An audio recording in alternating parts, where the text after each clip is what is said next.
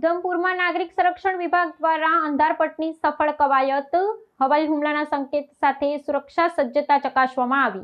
ઉધમપુર જિલ્લા પ્રશાસન અને નાગરિક સંરક્ષણ વિભાગના સંયુક્ત ઉપક્રમે કટોકટીના સમયે સાવચેતીના પગલાં રૂપે બ્લેકઆઉટ એટલે કે સંપૂર્ણ અંધારપટની કવાયત યોજવામાં આવી હતી. આ અભ્યાસ દરમિયાન હવાઈ હુમલાની ચેતવણી આપતા સંકેત વગાડવામાં આવ્યા હતા, જે સાંભળતા જ નાગરિકોએ પોતપોતાના રહેઠાણો અને વ્યાપારિક સંકુલના પ્રકાશના સ્ત્રોતો બંધ કરી દીધા હતા. આ કવાયતનો મુખ્ય હેતુ યુદ્ધકાલીન પરિસ્થિતિ કે રાષ્ટ્રીય સુરક્ષાના જોખમ સમય તંત્ર અને જનતાની સજ્જતાને ચકાસવાનો હતો. આ આયોજનમાં વિવિધ સુરક્ષા એજન્સીઓ, અગ્નિશમન દળ અને આરોગ્ય વિભાગના અધિકારીઓ સક્રિય ભૂમિકા ભજવી હતી.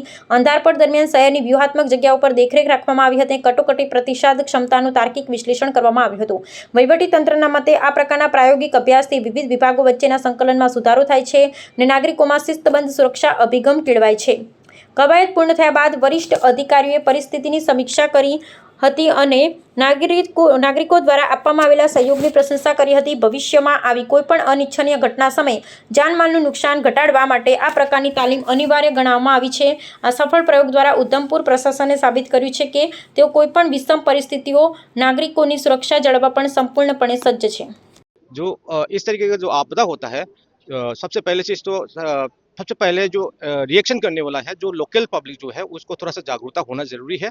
उसके साथ साथ जैसे रेस्क्यूज आ जाता है तो उनका इन्फॉर्मेशन प्लस जो इंसिडेंट कमांड का इन्फॉर्मेशन के हिसाब से हम लोग को जो है कार्रवाई करना पड़ता है. जैसे अभी आज जो कार्रवाई किया बहुत सही तरीके से टाइम को न लिए हुए कंप्लीट हो गया, तो काफ़ी जो भी रेस्क्यूज करना था जो हमारी तरफ से रिक्वायरमेंट तो पूरा करके दिया है. जैसे दूसरे डिस्ट्रिक्ट्स की तरह जैसे देश में भर में जहाँ भी हो रहे हैं, डिप्टी कमिश्नर उधमपुर की ज़ेरे निगरानी जहाँ पे ये मॉक ड्रिल हुआ है, तो जब भी ऐसी कोई सिचुएशन बनती है उसके लिए हमें तैयार रहना पड़ता है, उसके लिए लोगों को अवेयर करना पड़ता है.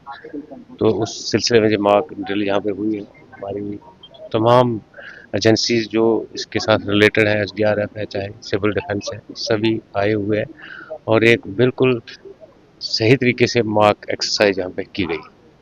तो क्या कहना चाहेंगे लोगों को समय आपके माध्यम से मेरा लोगों के लिए यही मैसेज रहेगा कि पैनिक नहीं होना है. जब जैसे अभी सायरन वगैरह बजते हैं तो हमने सीखना है कि मॉक ड्रिल से हमने सीखना है कि कोई सिचुएशन बनती है तो हमें अपने आप को और अपने बच्चों को किस तरह से तैयार रखना है.